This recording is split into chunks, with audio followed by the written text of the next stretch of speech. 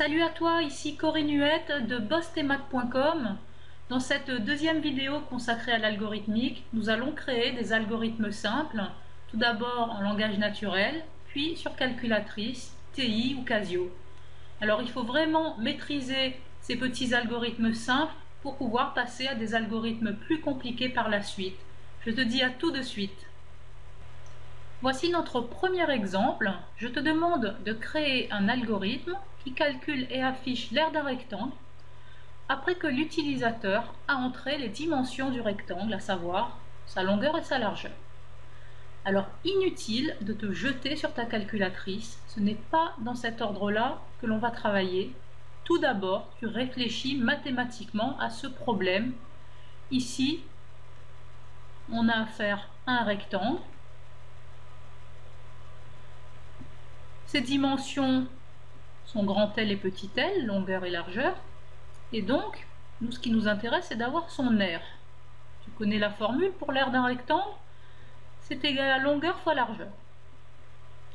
Alors, le seul problème avec ça, c'est que ta calculatrice traitera grand L et petit l comme la même lettre, puisqu'elle ne travaille qu'avec des lettres majuscules. Donc pour elle, ce sera grand L majuscule. Donc, on revient en arrière. On efface tout ça et on va appeler la longueur et la largeur de notre rectangle par d'autres lettres. Alors par exemple, on va appeler X la longueur et Y la largeur. Et donc l'aire de notre rectangle, ce sera X fois Y. Alors que doit faire notre algorithme? Eh bien, on doit d'abord demander à l'utilisateur d'entrer les dimensions du rectangle, c'est-à-dire X et Y. Et on doit dire à la calculatrice d'afficher l'aire. Alors on y va, donc un algorithme, tu sais qu'il s'écrit tout d'abord en langage naturel, c'est-à-dire en français. Alors au départ ce sont les entrées, donc qu'est-ce que l'utilisateur doit entrer? Eh bien il doit entrer la longueur X,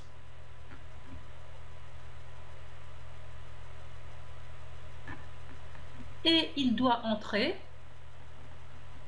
la largeur Y. Une fois que les entrées sont faites, on passe à la phase de traitement. La calculatrice doit calculer l'aire. Eh bien, en langage naturel, si tu veux, le signe égal, ça va s'écrire « prends la valeur ». Donc je vais écrire que A prend la valeur X fois Y. Voilà, donc il a calculé l'aire. Maintenant, je passe à la phase de sortie où je dois afficher le résultat. Donc ici, je veux afficher l'aire que j'ai appelée Fanta. Voilà mon algorithme en langage naturel. Tu vois, c'est pas compliqué. On va maintenant le traduire dans le langage de la calculatrice. Alors tout d'abord sur calculatrice TI, je vais dans Programme. Je vais faire Nouveau programme. Donc créer nouveau, j'appuie sur 1. Le nom du programme, eh bien, je vais l'appeler exercice 1.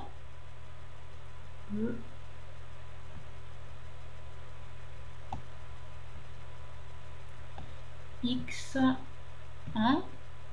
et je fais entrer. Voilà, mon programme est prêt. Tout d'abord, je vais demander d'entrer la longueur X. Les entrées, elles se font avec le mot prompt. J'appuie sur programme, je vais dans l'onglet à droite. Et ici, j'ai en numéro 2 prompt. Je vais mettre prompt X. Entrée, même procédure, programme, flèche de droite, numéro 2, prompt Y. Je fais entrer. A prend la valeur X fois Y. Donc, j'écris X fois Y. Et je stocke ça dans la variable A. D'accord? Le prend la valeur, en fait, c'est la flèche de stockage, mais attention, c'est X fois Y que tu stockes dans A. Je fais entrer. Et à la fin, afficher l'aire A, afficher. Tu vas dans Programme, tu cherches DISP, ça veut dire afficher en anglais. Ici, c'est le numéro 3.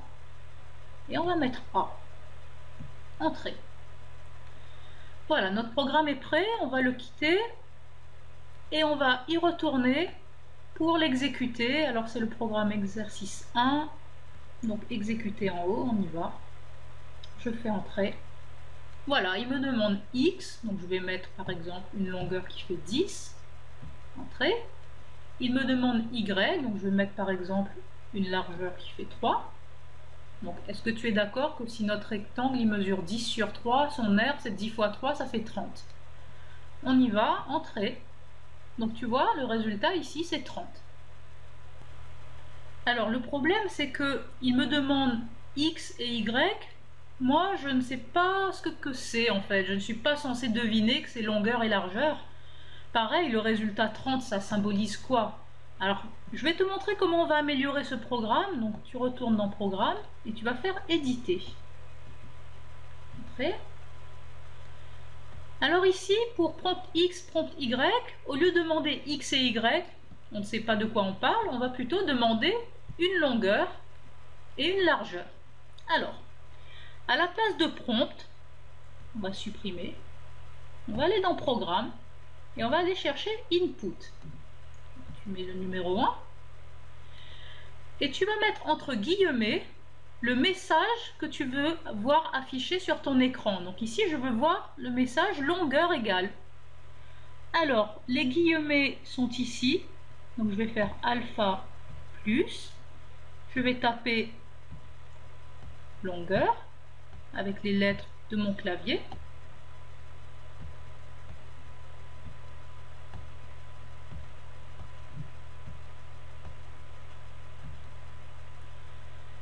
On peut mettre égal. Alors, le signe égal, il se situe ici dans test. Donc, je vais faire seconde maths. Et ici, on a égal, supérieur, inférieur. Donc, on va prendre le numéro 1.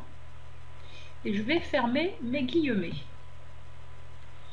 Voilà. Et le nombre que l'utilisateur va saisir quand on lui demandera longueur égale, eh bien, on va mettre virgule et on va le stocker dans X. On va écrire virgule X. Même chose ici. Pour prompt Y, on va enlever le prompt, on va dans Programme chercher le input, et au lieu de demander Y, on va demander une largeur. Donc on va mettre largeur.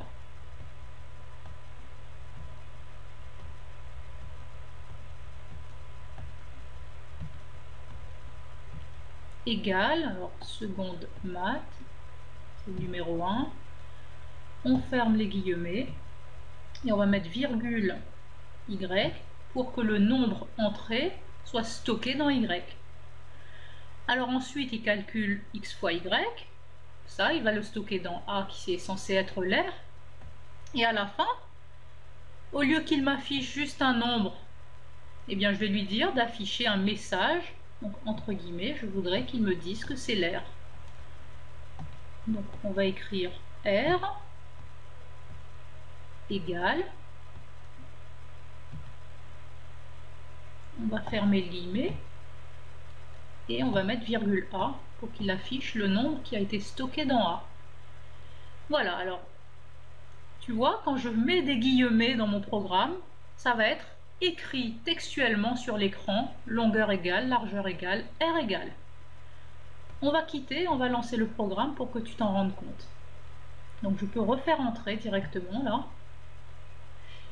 Il exécute le programme exemple 1 et là il me demande longueur égale, donc je vais mettre une longueur de 12, entrée. Là il me demande largeur égale, alors il y a une virgule qui ne doit pas être là a priori, donc je vais mettre une largeur de 10, entrée. Et là il me dit que l'air est égal à 120, puisque 12 fois 10 ça fait 120. Donc tu vois, écrit comme ça, c'est quand même beaucoup plus pratique que X égale, Y égale, et à la fin, juste un résultat. Alors, juste pour voir quelle est l'erreur de cette virgule ici, je retourne dans Programme, je fais Éditer, Entrée, et là, je m'aperçois que Input largeur égale virgule, et bien ici, tu vois, il y a une virgule qui est en trop, qu'on va supprimer. Voilà. On va quitter, on relance. Longueur 3, largeur égale, donc j'ai plus la virgule, 2, et là, R égale 6, 3 fois 2, 6. Voyons maintenant ce qu'il se passe sur Casio. Donc je vais accéder au menu Programme et je vais faire Nouveau. Donc le nom du programme, eh bien comme tout à l'heure, je vais l'appeler exercice 1, X1. Entrée. Donc tu as le nom ici en haut. Et donc tout d'abord on demande d'entrer la longueur X. Donc on va mettre entre guillemets X égale, voilà, on ferme le guillemet.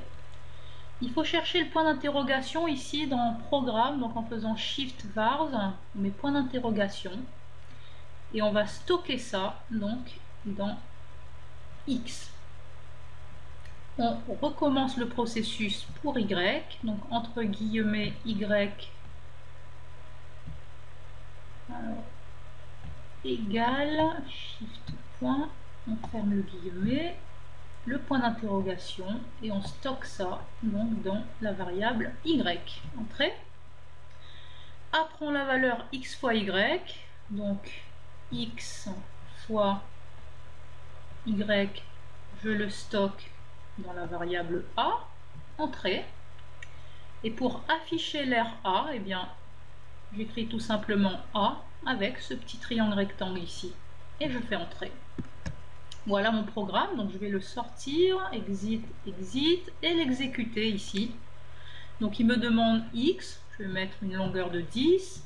Il me demande Y, je vais mettre une largeur de 2. Et là, sans surprise, ici il m'affiche 20 qui est censé être l'air, c'est-à-dire 10 fois 2. Alors comme sur TI, on peut améliorer le programme pour qu'il ne demande plus X ni Y, mais plutôt longueur et largeur, et à la fin qu'il m'affiche que l'air c'est 20. On y va. Alors pour ça, on retourne dans le menu Programme et on fait Éditer. Donc ici, entre guillemets, au lieu qu'il affiche X égale, eh bien moi, je veux qu'il m'affiche longueur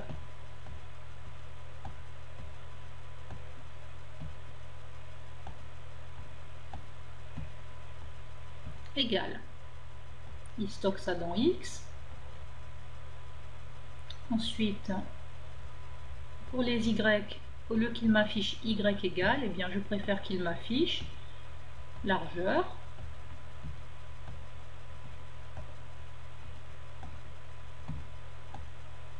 égale, et je stocke ça dans Y. Ensuite, il fait le calcul, X fois Y, il le stocke dans A, et à la fin, j'aimerais bien que le nombre affiché, il me dise que ça symbolise l'air. Donc on va écrire entre guillemets R égale, ferme le guillemet, et là il faut mettre 2 points. Donc on retourne là où il y avait le point d'interrogation, dans Shift vars, et on va chercher avec la petite flèche ici les 2 points qui sont là en F5. On met 2 points et on met A avec le petit triangle pour que ça affiche le nombre qui est dans A. Alors on va quitter, exit, exit, et on va l'exécuter de nouveau. Alors là, tu vois, la différence, c'est qu'il me demande une longueur, donc je vais mettre 5 par exemple, entrée. Il me demande une largeur, je vais mettre 3 par exemple, entrée. Et là, il m'affiche R égale 15, c'est-à-dire 5 fois 3, qui est bien l'aire de mon rectangle. Alors voici un deuxième exemple. Je te demande de créer un algorithme qui calcule et affiche l'image d'un nombre réel entré par l'utilisateur par la fonction f qui à x associe 3x au carré moins 2. Donc tu as compris, l'utilisateur doit entrer un nombre réel au départ et l'algorithme doit calculer l'image de ce nombre réel par cette fonction. Alors quelques petits rappels. Est-ce que tu te souviens comment est-ce que je calcule par exemple l'image de 2 par la fonction f? Alors elle se note f de 2 et grosso modo, eh bien, je remplace x par 2 dans cette expression, ce qui me donne 3 fois 2 au carré moins 2. Alors 2 au carré ça fait 4, fois 3 12, 12 moins 2, c'est égal à 10. Alors maintenant traduisons notre algorithme en langage naturel. Donc la première chose, c'est ce que l'utilisateur doit entrer. Eh bien, il doit entrer un nombre réel. Donc on va lui dire d'entrer un nombre réel x. Donc c'est le nombre de départ. Et l'algorithme doit calculer l'image de x par cette fonction f. Donc en fait, l'image, c'est 3x au carré moins 2. Alors je vais l'appeler par exemple i comme image. Et je vais dire i prend la valeur 3x au carré moins 2. Voilà, il a calculé l'image. Maintenant, il ne faut surtout pas oublier de lui dire d'afficher l'image qu'on vient de calculer qui s'appelle i. Voilà notre algorithme en langage naturel. Alors programmons maintenant cet algorithme sur calculatrice TI. Donc, on va dans Programme, on fait Nouveau, créer un nouveau programme, on va l'appeler Exemple 2. Entrée. Donc tout d'abord il faut demander d'entrer x, donc programme, on va utiliser prompt plutôt que input puisqu'on n'a pas de message à faire afficher, donc on va tout simplement taper prompt x. Entrée. Ensuite i prend la valeur 3x au carré moins 2, et bien on va faire le calcul, 3 fois x au carré moins 2, et on va le stocker dans la variable i. Entrée. Enfin, il faut afficher le résultat. Alors afficher, ça se trouve dans Programme, c'est disp. Si on veut afficher l'image entre guillemets, donc on va ouvrir les guillemets, on va mettre L, on va mettre un espace, ici c'est alpha 0, image,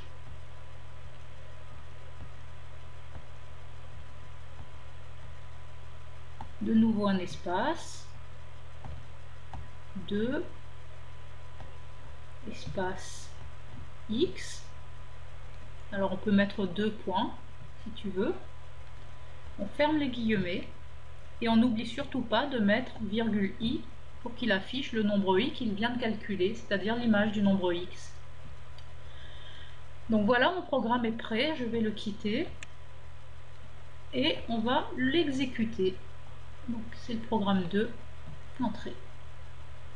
Entrée, donc il me demande un nombre x, je vais entrer 2.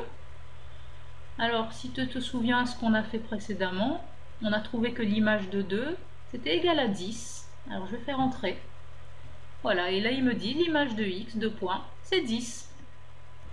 Alors sur Casio à présent, on va dans le menu Programme, on va faire Nouveau, le nom du programme, donc ce sera Exemple 2. Entrée. Alors entrée x, eh bien entre guillemets, on met x égale, on ferme le guillemet, on va chercher le point d'interrogation, shift var, point d'interrogation, et on stocke ça dans x. Entrée. I prend la valeur 3x au carré moins 2, donc 3 fois x au carré moins 2, on stocke ça donc dans i. Entrée. Et à la fin, afficher l'image i. Donc si on veut afficher un message, on le met entre guillemets. Donc on va mettre l'image de x. Donc L, un espace ici, alpha point, image, A, G, E, un espace, 2 espace x. On peut mettre un égal, on ferme le guillemet, on va chercher les 2 points ici et on affiche la variable i avec le petit triangle rectangle comme ici pour l'afficher. Voilà mon programme, il est prêt. Donc je vais quitter, exit, exit et je vais l'exécuter. Voilà, il me demande un nombre x, je vais mettre 2. Tu te rappelles que l'image de 2 c'était 10, je fais entrer, voilà, l'image de x égale 10, tout va bien. Et bien cette deuxième vidéo consacrée à l'algorithmique est à présent terminée. Donc maintenant tu sais créer des algorithmes simples en langage naturel et sur ta calculatrice. on va pouvoir compliquer les choses. Donc bientôt une autre vidéo d'algorithmique pour parler des si alors sinon, des pour et des tant que. Voilà, je te dis à très bientôt sur bossemaths.com et va télécharger la feuille d'exercice en bas de la vidéo pour t'entraîner à créer des petits programmes sur ta calculatrice. À très bientôt. Salut!